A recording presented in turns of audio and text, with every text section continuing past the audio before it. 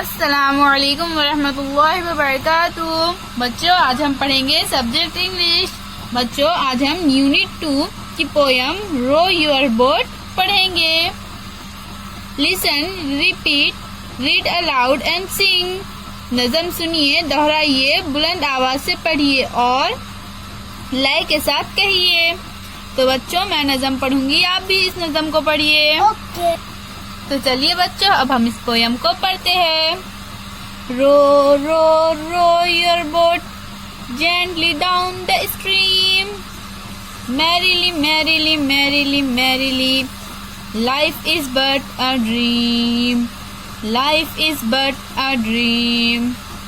Row row row your boat gently down the stream, merrily merrily merrily merrily, life is but a dream, life is but a dream. तो बच्चों, इस poem को आप भी पढ़िए और इस पोयम को याद कीजिए। अल्लाह हाफिज बच्चों।